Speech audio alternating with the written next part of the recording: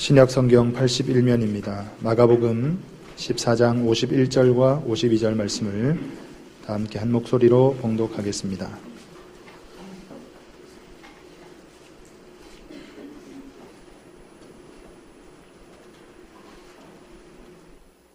함께 읽겠습니다.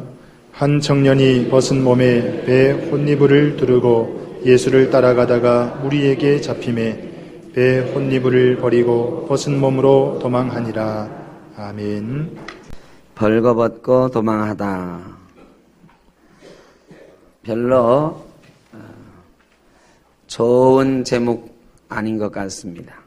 오늘 본문에 벌거벗고 도망한 청년의 이야기가 나오는데 그렇게 보기 좋은 장면은 아니지요. 좀 망신스러운 그런 장면인데 누가 뭐하러 이런 장면을 성경에 기록해 놨을까? 조금 이런 정도 실수는 감춰주면 좋았을 것을 누가 왜 기록해 놨을까? 찾아보니까 이 청년 이름은 마가였어요. 가만히 보니까 이 청년의 이 일을 기록한 사람은 누구냐? 이 사람이 바로 자기 일을 기록해 놓은 거예요. 자기의 부끄러운 모습을 감추어둘 만도 한데 이 일이 있은 후에 30년 뒤에 마가라는 사람은 마가복음을 쓰면서 이 부끄러운 일을 기록을 해놓았습니다. 그의 인생은 어떤 인생이었을까? 그는 또 왜 이런 부끄러운 장면을 성경에 고스란히 기록을 해놓았을까? 오늘 마가의 인생을 한번 살펴보면서 찾아보려고 합니다. 예수님께서 겟세마네 동산에 기도하러 가시기 전에 최후의 만찬을 제자들하고 하셨잖아요. 떡을 떼주면서 이거는 내 몸이다. 잔을 주시면서 이거는 내 피다. 그리고 나 제자들의 발을 씻어 주셨어요. 그 사건이 일어났던 곳이 마가의 집이었습니다. 마가는 이때 어린 청년이었는데 사실 마가의 어머니가 예수님을 열심히 따라다니는 여제자였어요. 마가의 아버지는 마가의 이름을 요한이라고 하는 유대식 이름으로 부르지 않고 마가라고 하는 헬라식 이름으로 부를 만큼 헬라 문명에 익숙한 사람이요. 아마도 장사를 해서 크게 성공한 사업가였으리라 추정이 됩니다. 그런데 불행하게도 마가가 어릴 때에 이 아버지는 돌아가시고 과부가 된 어머니가 큰 재산을 물려받아서 외동아들인 이 마가를 키웠습니다. 큰 재산을 가진 어머니가 예수와 예수님의 제자들을 이렇게 수종을 들고 도와주었는데 이 마가의 집이 예수님의 제자들과 예수님이 함께 모이는 집회 장소가 되었습니다. 그날도 마가의 집에서 만찬을 마치고 겟세마네 동산으로 올라가시는데 제자들도 뭔가 비장함을 느꼈을 것입니다. 오늘 예수님이 좀 특별하시다. 오늘 밤에 예수님이 무슨 결심을 하시는 것 아닐까? 이 유다를 일으키고 로마를 무찌르는 그런 결심을 오늘 밤에 하시지 않을까? 기대를 가지고 따라갔습니다. 이 마가의 어머니도 예수님이 보시니까 평소하고 좀 다르거든요. 오늘 예수님한테 무슨 일이 있을 것 같아. 예수님이 오늘 예루살렘에 왕으로 들어가실지도 몰라 생각을 했습니다. 아마 그 집에 함께 기거하고 있던 마가의 외삼촌인 바나바라고 하는 사람도 그런 생각을 했을 것입니다. 예수님의 제자들이 예수님을 따라서 겟세마네 동산으로 올라가는데 이 바나바와 마가의 어머니 마리아가 마가를 막 잠들려고 하는 마가를 흔들어 깨웠을 것입니다. 마가야, 너 잠잘 때가 아니다. 지금 예수님이 제자들하고 올라가시는데 아마 오늘 밤에 뭔 일이 있을 것 같아. 너 예수님 이런 데 따라가서 너도 뭔가 기회를 좀 붙잡아야 되지 않겠느냐? 마가를 막 깨워요. 여러분 아이들 깨워보셨죠? 아이를 깨우는 게 얼마나 힘이 듭니까? 저희 애도 대학교 2학년인데 지금도 깨우기가 얼마나 힘든지 몰라요. 어제 친구 어머님이 돌아가셔서 장례식장에 갔다가 마침 아이들 깨우는 거 힘들다 이런 얘기가 나왔는데요. 어떤 후배가 그러더라고요. 자기는 하도 깨워도 안 일어나가지고 너 아빠 말 그렇게 안 들을 거면 오늘 밤 잘 때 비닐 깔고 자라 그랬대요. 그게 뭔 얘기인가. 이 아들이 뭐 영문도 모르고 비닐 안 깔고 그냥 잤죠. 그 다음날 열심히 막 깨우는데 또 아들이 일어나지도 않아. 들은 척도 안 하고. 이 아버지가 화가 나가지고 큰 세숫대에 물을 바르다가 그냥 침대에 한번 확 뿌렸다잖아요. 그 다음부터는 깨우면은 일어나는 신용이라도 한대요. 이 애들 깨우는 게 참 잠 많은 아이들 깨우는 게 힘이 들어요. 이 마가도 잠자리에 막 들었는데 엄마가 막 흔들어 깨우면서 예수님은 따라가 봐라. 오늘 뭔 일이 있을 것 같다. 얼마나 귀찮습니까? 아, 어머니 왜 그래? 삼촌도 와서 막 깨우네. 아, 삼촌 나 잠들었는데. 그래도 한번 일어나 봐. 마가가 하도 귀찮아서 그냥 덮고 있던 입을 이렇게 뒤집어 쓰고 아니 대체 뭔 일인 건데 뭔데 하면서 예수님을 따라갔을지 몰라요. 보니까 예수님이 잡혀가고 있거든요. 저기 뭐야 예수님 왜 잡혀가? 이렇게 따라가다가 너도 예수님과 한패 예수와 한패지? 그러니까 아니에요 하고 붙잡힐까 봐 그 입을 벗어던지고 도망가는 장면입니다. 혹은 그랬을지도 몰라요. 아이 삼촌 나 오늘은 그냥 있을래요. 너무 피곤해요. 엄마 나 오늘은 그냥 잘게요. 하고 잠이 들었어요. 근데 갑자기 와글와글 하면서 막 집이 시끄러워졌습니다. 새벽녘에 부시시 잠을 깨보니까 집이 난리가 난 거예요. 왜 그러나 했더니 예수님 잡혀가셨대. 예수님 잡혀가셨대. 막 사람들이 소리 지르는 거죠. 벌떡 일어나서 놀래가지고 이 혼입을만 걸치고 예수님 어디 잡혀가시는데? 어디 저기 불빛. 마가는 막 달려가서 예수님 잡혀가시는 뒤를 이렇게 보았을 것입니다. 그러다가 또 역시 무리에게 붙잡히려고 하는 찰나 혼이불을 벗어던지고 벌거벗은 모습으로 도망쳤을 것입니다. 여러분 예수님 따라가는 게 그렇게 만만한 일이 아닙니다. 특히 십자가 지고 세상 죄 지고 골고다 언덕길로 올라가시는 예수 그리스도를 따라가는 일은 죽음을 각오하면 안 되는 일인데 이 잠결에 부시시 따라가던 이 마가는 이 복음서에 그 이야기가 기록될 만한 망신사를 당한 것입니다. 이때 마가의 나이 17살이었습니다. 17살 소년이 그럴 수도 있지요. 뭔 생각이 있었겠어요. 마가가 이 일이 있고 나서 성경에 등장하는 건 그 뒤로부터 16년이 지나서입니다. 사도행전 12장 25절에 보면 바울과 바나바가 예루살렘 교회를 돕기 위해서 부조금을 모아가지고 어려움 당하는 예루살렘 교회에 부조금을 전달하는데 그때에 이 예루살렘에 있던 마가를 만나서 수행원으로 데리고 안디옥으로 떠납니다.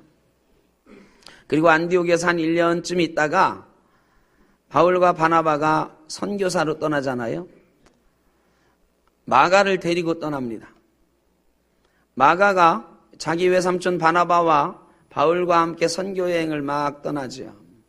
어떤 생각을 가지고 떠났는지는 몰라요. 근데 성경에 기록되기를 바나바가 마가를 데리고 떠났는데 이 마가가 말이죠. 버가라고 하는 곳에서 이 선교여행 하다 말고 도망쳤다. 이 장면이 또 나와요. 17살 청년이 예수님 붙잡혀 가실 때 뒤따라가다가 도망친 거는 있을 수 있는 일인 것 같습니다. 그런데 이미 17년이 지났어요. 마가의 나이 34살 장성한 어른이 되었습니다. 그런데 선교 여행하다 무책임하게 떠나버리는 거예요. 도대체 마가는 무슨 생각으로 선교 여행을 따라갔던 것일까? 왜 또 도망자가 되었을까? 생각을 해보게 됩니다. 생각하기는 마가는 선교여행 가고 싶지 않았을 것 같아요. 어머니가 강권하니까, 삼촌이 가자고 하니까 못 이겨서 따라갔을지 몰라요. 따라가 보니 이게 그렇게 수월한 길이 아니거든요. 죽음의 위협이 있고, 여행길이 누가 보호해 주는 길도 아니고, 아무 낙이 없어요. 처음에 따라갈 때에 누가 권해서 따라갔는지도 모르고, 선교의 소명이라고는 요만큼도 없이 따라갔을지 몰라요. 그저 자기는 장사꾼이 되었는데 장사하는 길을 좀 뚫어보려고, 판로를 열어보려고 따라가는지도 몰라요. 가다 보니까 이거 별로 도움이 안 되네 싶어서 도망쳤는지도 몰라요. 혹은 예루살렘에 혼자 두고 있는 어머니, 또 그 나이 되었으니까 애인이 있을지도 모르고, 그런 어머니와 애인이 그리워서 도망쳤는지도 모릅니다. 어쨌든 분명한 것은 마가는 별로 소명의식 없이 선교행을 떠났어요. 그리고 도망쳤습니다. 그런데 참 이해할 수 없는 게 있어요. 예수님의 제자들이요, 겟세마네 동산에서는 예수님 다 버리고 도망쳤잖아요. 그런데 성령 강림 사건 이후에 예수님 승천하시고 나서 마가의 다락방에 모여가지고 120명의 성도들이 모여서 기도할 때 성령이 놀랍게 역사하시고 나서는 완전히 바뀌었거든요. 베드로와 요한이 예수님 버리고 도망하던 사람들이었는데, 예수님을 3번이나 부인하던 사람들이었는데, 제사장들이 그들을 붙들어서 너희 왜 예수 이름으로 복음을 전하느냐? 예수 이름으로 전하지 않겠다고 말하라. 그러면 살려주겠다 그러는데 베드로가 뭐라고 말하냐면, 내가 하나님의 말씀을 듣는 게 옳으냐, 너희의 말을 듣는 게 옳으냐? 내가 죽으면 죽었지 하나님의 이 명령을 거역하지 못하겠노라고 죽음을 각오하고 복음을 전합니다. 그러다 감옥에 갇히기도 하지 않습니까?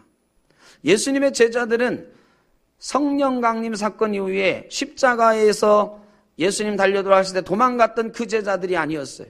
완전히 변화된 모습으로 따라다녔어요. 바울도 완전히 변화된 모습으로, 바나바도 완전히 변화된 모습으로 선교여행을 떠난 거죠. 그런데 마가가 도망친 것을 보면 이 마가는 성령의 충만함을 받지 못했어요. 겟세마네 동산 이후에 마가의 행적은 예루살렘에 있었던 건 아닌 것 같습니다. 마가는 17살 소년 마가는 겟세마네 동산에서 내려왔어요. 내려와서 그 다음날 예수님이 재판받는다고 하니까 재판받는데 가봤겠죠. 예수님이 십자가 지고 가신다고 하니까 거기도 한번 가봤을 거예요. 다른 사람들처럼 예수님이 혹시 기적을 일으키시나 기대를 해봤지만 예수님은 기대대로 기적을 일으키지 않으셨어요. 그리고 십자가에 못 박혀서 죽으시는 거예요. 이 겁나서 도망쳤던 마가는 또 겁이 나기 시작합니다. 아니, 우리 집이 이 예수님이 본부로 삼던 곳인데 예수님이 저렇게 돌아가시면 우리는 어떻게 되는 거야? 야, 잘못하면 우리 집도 벼락 맞는 거 아니야? 어머님한테 와서 어머니 안 되겠어요. 여기 있다가는 우리도 죽음 당할지 모르니 나 유학 가겠습니다. 아버지처럼 나도 유학 가서 큰 사업가가 되겠습니다. 어머니를 졸라서 얼른 집에 있던 재산들을 모아서 유학을 떠난 것 같습니다. 그리고 그가 그리스 유학을 한 다음에 큰 장사꾼이 된 것 같아요. 그 뒤에 기록들을 추정해 보면 그렇습니다. 결국 마가는 예루살렘에 있지 않았기 때문에 베드로가 성령 받는 것도, 안진뱅이를 향하여 예수 이름으로 일어나 걸으라 명령하는 것도 보지 못했습니다. 베드로의 설교를 듣고 3,000명, 5,000명 예수 믿는 사건이 일어나는 것도 보지 못했습니다. 놀랍게 제자들이 일어나서 방언하는 것도 보지 못했습니다. 물론 예수님이 부활하셔서 승천하시는 모습도 보지 못했고, 자기 집에서 성도들이 모여서 기도했지만 마가는 그 자리에 있지 못했습니다. 성령 체험하지 못한 마가는 어디로 갔을까요? 그리스의 어느 도시로 갔을 거예요. 마가복음 16장 20절에 보면 이런 말씀이 있습니다.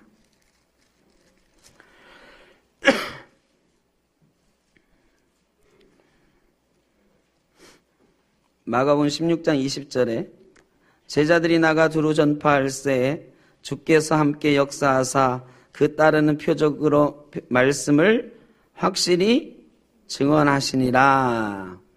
이 확실히 증언하시니라 이 표현을 학자들이 연구를 하고요.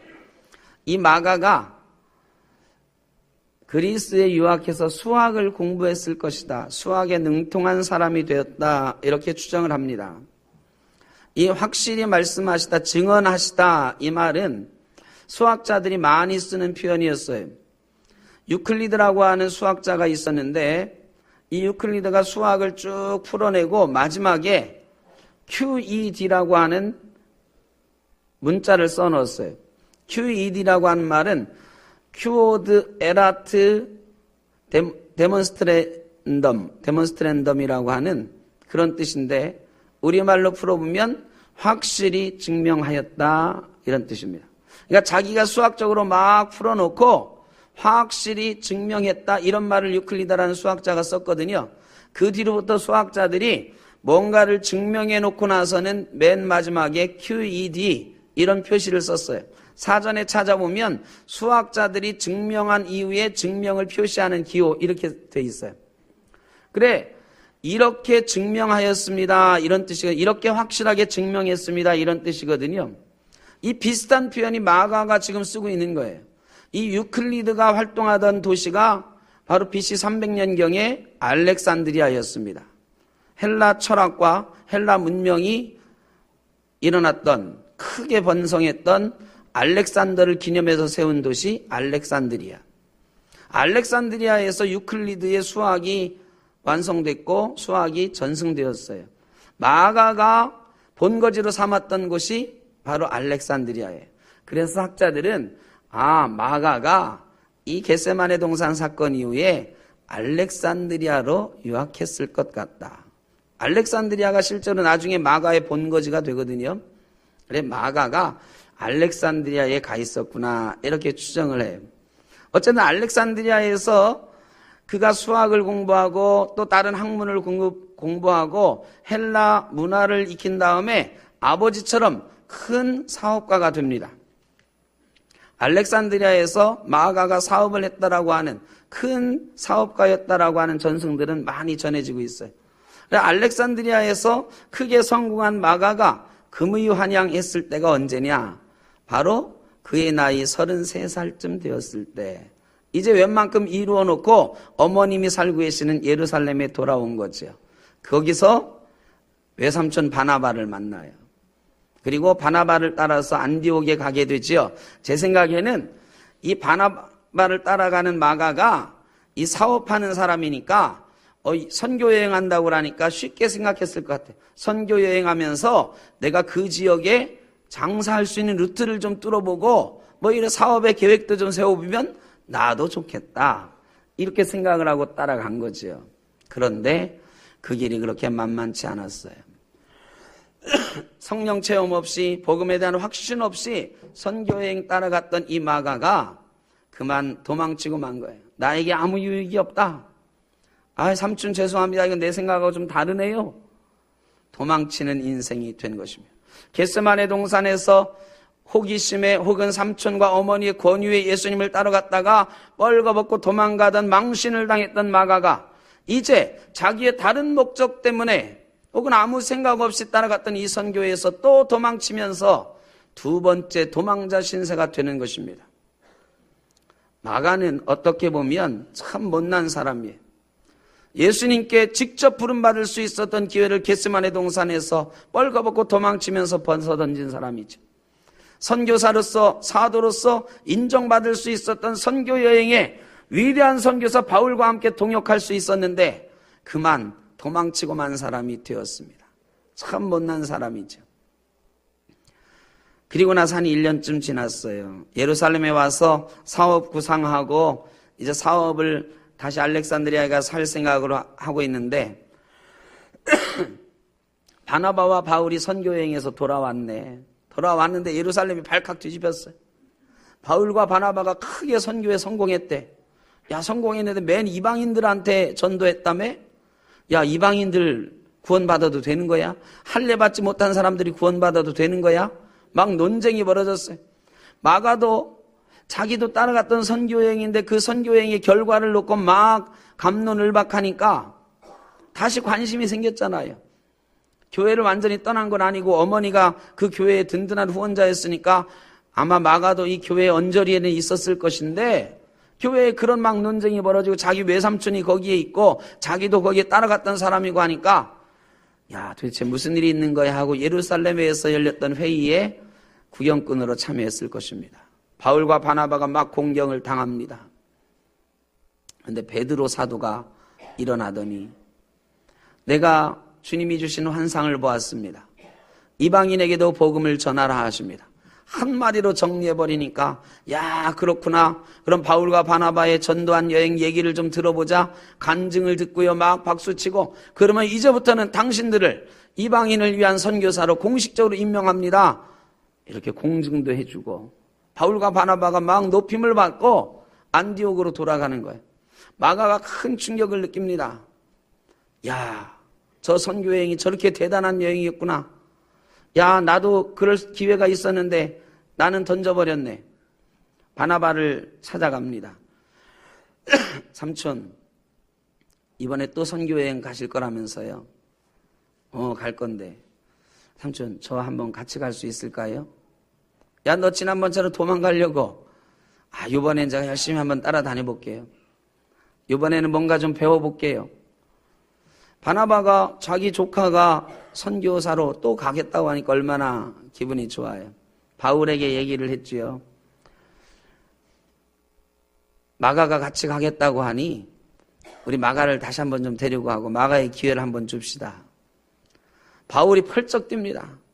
아니, 이 일이 얼마나 중요한 일인데 저런 겁쟁이를 또 데리고 가냐고, 저런 무책임한 놈을 어떻게 데리고 가냐고, 나는 절대 못 데리고 간다고. 바나바가 여러 번 사정해도 이 바울이 요지부동이에요. 바나바가 할 수 없이 당신이 정 그러면 당신은 따로 가시오. 그래서 바울은 실라라는 사람을 데리고 저쪽으로 선교여행 떠나고 바나바는 이 마가를 데리고 선교여행을 떠납니다. 이게 마가에 대한 기록이 사실 실제적으로 나오는 거의 끝이에요. 이 뒤에 마가는 어떻게 되었을까요? 마가가 다시 등장하는 것은 그로부터 또 10여 년 뒤입니다. 선교여행을 바나바와 함께 떠났던 마가에게 어떤 일이 일어났을까 추정해 볼 수 있는 기록들이 성경에 나와요. 디모데후서 4장 11절에 바울은 디모데에게 쓴 편지에서 내가 올 때에 마가를 데리고 오라. 저가 나의 일에 유익하니라 이렇게 말합니다. 한때는 바울이 절대로 데리고 갈 수 없다라고 지탄하던 이 마가가 이제는 바울의 일에 유익하다 하는 칭찬을 듣는 사람이 되는 것입니다. 또 골로새서 4장 10절에는 이 마가에 대하여 너희가 명을 받음에 그가 이르거든 영접하라고 권합니다. 바울이 마가를 자기를 대신해서 파송해가지고 사역을 맡기는 거예요. 바울이 믿고 맡기는 선교사가 돼 있었습니다. 빌레몬서에는 이렇게 말합니다. 빌레몬서 24절에 나의 동역자 마가도 빌레몬과 그가 속한 교회에 문안한다. 바울이 마가를 자기의 동역자라고 칭하고 있습니다. 이거는 한 60년경에 이르기거든요. 그러니까 마가가 선교여행에서 도망치고 나서 한 13년쯤 지나서 일어난 일이에요. 그 뒤에 마가는 바나바와 함께 다시 선교여행을 했어요. 그 선교여행에서 아마 그는 놀라운 일들을 많이 경험했을 거예요. 하나님의 놀라운 성령의 역사도 경험했고 자기에게 찾아오시는 예수 그리스도의 음성도 들었고 예수 그리스도의 이름으로 귀신도 쫓아내보고 병도 고쳐보는 놀라운 역사를 그도 경험했을 것입니다. 그리고 나서 이 선교의 여행들을 마친 후에 이 마가는 로마로 갑니다. 당시에 로마에는 바울과 베드로가 있었어요. 바울은 감옥에 갇혀 있을 때에 마가가 그를 찾아가면서 그를 도와주었고 그의 동역자가 되었습니다. 베드로의 통역관으로 마가가 봉사하면서 베드로에게서 들은 이야기를 기록해가지고 마가복음을 기록하는 것입니다. 베드로전서에 보면 베드로가 마가를 나의 아들이라고 합니다. 이게 영의 아들이죠. 베드로의 영적인 양자가 되는 것이요. 또 뭐라고 하냐면 나와 함께 로마에 있다고 베드로가 기록해요. 그러니까 베드로의 마지막 순교하는 순간에 그 옆을 지키고 있었던 사람이 바로 마가였던 것입니다. 여러분, 우리도 신앙생활을 하면서 넘어질 때가 있습니다. 도망칠 때가 있어요. 주님의 일을 하겠다고 나서긴 나섰는데, 주님의 일을 하겠다고 뭘 맡긴 맡았는데 막 도망치고 싶을 때 있잖아요. 이건 난 도저히 못하겠는데. 그리고 도망친 적도 있을 것입니다. 저도 도망치려고 했었어요.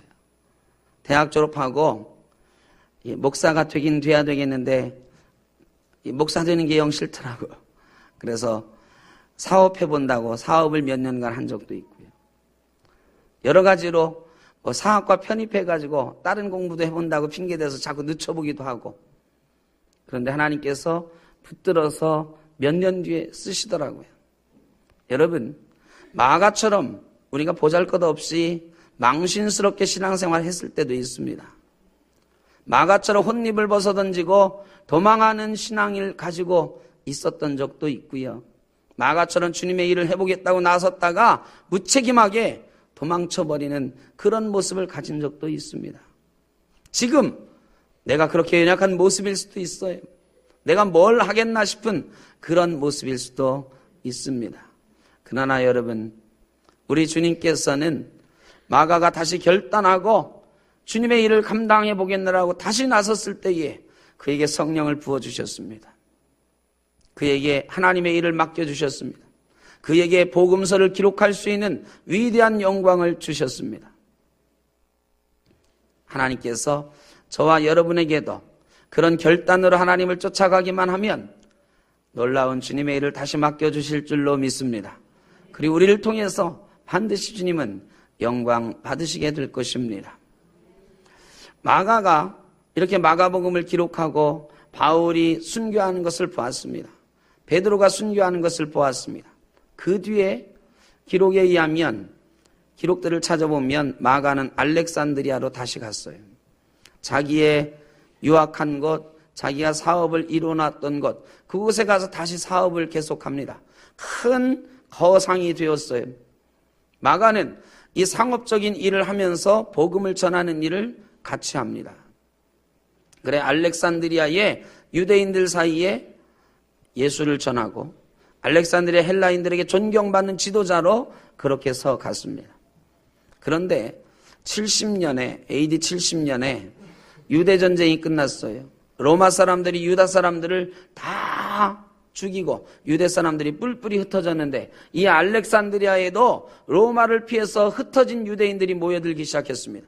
그 중에는 시카리우스라고 불리는 독립운동가들도 있었어요. 열심당원들도 있었어요. 이 시카리우스들은 이 알렉산드리아에 와서 흩어져 있는 유대인들을 모으기 시작했습니다. 우리가 이대로 나라 뺏긴 채로 살 수 없지 않냐고 그들을 모아서 독립운동을 하기 시작했어요. 그리고 드디어는 몇천 명의 유대인들이 폭동을 일으켰습니다. 로마가 발칵 뒤집혔어요. 유대가 완전히 씨가 마른 줄 알았는데 알렉산드리아에서 유대인들이 씨가 다시 살아나서 폭동을 일으켰다. 유대인들 알렉산드리아에서 씨를 말려라. 그래서 시카리우스들은 물론이고 어린아이와 여자들까지도 수천 명을 알렉산드리아에서 로마가 학살했습니다. 마침 그때 마가는 장사하러 다른 나라에 갔다가 학살이 끝난 다음에 돌아왔어요. 돌아와 보니 난리가 났죠. 이 학살이 끝난 다음에 겨우 학살을 면했던 유대인들이 알렉산드리아에 다시 모여들기 시작했는데 멀쩡하게 사업을 하고 있고 사업하면서 교회를 짓는다고 하고 있는 이 마가를 보니까 화가 났어요. 우리 민족은 이렇게 로마의 압제에 시달리면서 이렇게 수탈당하고 학살당하고 있는데 너는 우리가 죽인 예수, 우리가 이단이라고 하는 예수에 미쳐가지고 우리 동족은 살펴보지도 않고 교회를 짓는다고 하고 예수를 믿으라고 하고 전도만 하고 다니면 다냐. 사람들이 화가 나가지고 마가를 붙잡았습니다. 마가가 그때 도살장을 사가지고 그 도살장을 개조해서 교회를 짓고 있었거든요. 사람들이 도살장으로 끌고 가자, 도살장으로 끌고 가자. 마가를 끌고 갔습니다. 그리고 마가에게 물어봅니다. 너 다시 유대인이 될 거냐? 아니면 예수를 계속 그렇게 믿으면서 우리랑 다른 길을 갈 거냐? 마지막 기회를 주겠다. 그때 하나님께서 마가에게 말씀하시면 두려워하지 말라, 내가 너와 함께 하리라. 마가는 성령 받은 제자답게, 주님을 만난 제자답게 이제는 도망치지 않고 고백합니다. 나는 예수를 믿을 것이다. 우리 주 예수 그리스도를 나는 버리지 않을 것이다. 다시는 도망하지 않을 것이다. 사람들이 그를 땅에 엎어놨습니다. 예수 그리스도는 십자가에 이렇게 손발을 못 박았잖아요. 마가는 끝까지 예수를 믿는다고 하니까 이 유대인들이 마가를 땅에 엎어놓고 못질을 하기 시작했어요. 땅에 엎어진 마가의 몸 위에 그 위에 대고 못질을 했어요. 땅에다 못을 쳐서 못 박아 죽였습니다. 마가가 그 죽임을 당하면서 마지막으로 했던 말이 주님께서 십자가에서 하신 말과 같습니다. 저의 영혼을 당신의 손에 맡깁니다. 도망자였던 마가는 위대한 순교자가 되었습니다. 다시는 도망치지 않고 하나님의 일을 감당하다가 순교하는 순교자가 되었습니다. 지금 알렉산드리아 이집트에 가면 지금도 이 마가의 신앙을 본받아서 마가를 교황으로 모시고 섬기는 신앙을 지켜나가는 기독교인들이 있는데 그 기독교인들을 콥틱 기독교라고 저희가 말합니다. 얼마 전에 IS라고 하는 이슬람 국가가 이집트에 있는 기독교인들을 몇십 명 잡아다가 참수했다 이런 기사가 있었죠. 그 사람들이 바로 마가의 신앙을 따르는 이 콥틱 기독교인들이에요. 이슬람 땅인 이 이집트에서 기독교 신앙을 2000년 동안 지켜왔어요. 2000년 동안 그 신앙을 지키기가 얼마나 어려웠겠습니까? 그래서 그들이 살고 있는 곳이 목갓담이라고 하는 곳인데 제가 지난번에도 한번 사진도 보여드렸죠. 우리나라 난지도 같은 곳이에요. 쓰레기 버리는 곳, 쓰레기 집화장, 그 목갓담에서 쓰레기 뒤져가면서 2000년 동안 살고 있는, 그렇지만 여전히 신앙을 지키고 있는 사람들이 콥틱 기독교인들이에요. 2주 전에 정병준 목사님이 오셔서 이 콥틱 기독교인들이 자기 아이가 태어나면 팔에다가 문신을 해놓는다 하는 얘기를 하셨어요. 이 팔에다가 무슨 문신을 해놓는다고요? 십자가를 새겨놓는다. 이 콥틱 기독교인들이 자기 아이가 태어나면 십자가를 여기다 새겨놓아요. 이게 감춰도 시원찮을 판이잖아요. 이슬람 국가에서 예수 그리스도를 믿는 사람으로 사는 게 얼마나 위험한 일이에요. 그런데 아이가 태어나자마자 여기다 십자가를 새겨놓아요. 왜 그러냐? 우리 믿음의 조상 마가 교황님께서 혼입을 벗어던지고 도망했던 적이 있다. 선교 여행에서 도망친 적이 있다. 우리는 그러나 그분이 돌아와서 이 알렉산드리아에서 끝까지 도망하지 않고 신앙을 우리에게 전수해 준 그 믿음 우리가 이제 붙잡고 살아가는데 우리는 다시는 도망치지 않을 것이다. 십자가에 팔에다 십자가 새겨놓으면서 다짐하고 또 다짐하는 것입니다.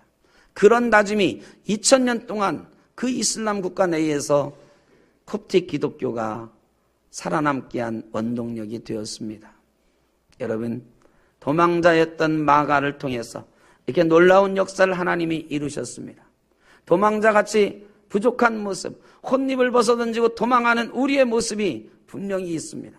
그러나 우리가 하나님 앞에 다시 결단하고 이 사순절에 십자가에 못 박힌 예수 그리스도를 만나게 되면 하나님께서는 우리를 통해서 신앙이 전수되게 하고 우리를 통해서 마가처럼 놀라운 일을 하시리라 믿습니다.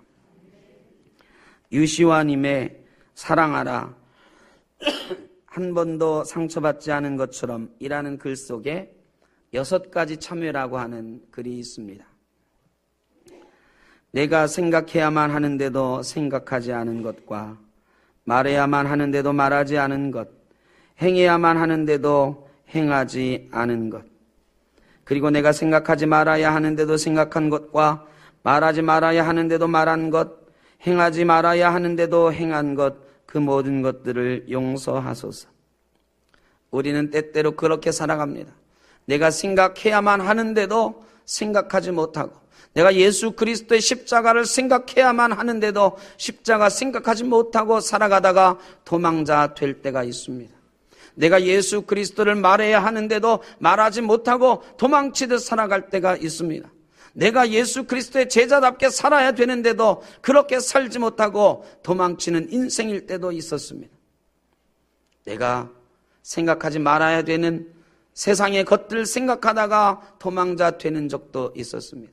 내가 말하지 말아야 되는 많은 것들을 입에 달고 살다가 예수 그리스도 앞에서 도망치는 인생이 된 적도 있습니다.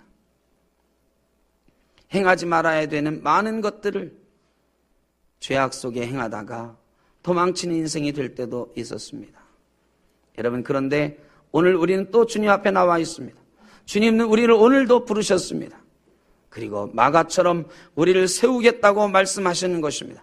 이 사순절 기간에 마가처럼 다시 결단하고 십자가 앞에 나갈 때에 저와 여러분을 주님께서 세우시리라 믿습니다.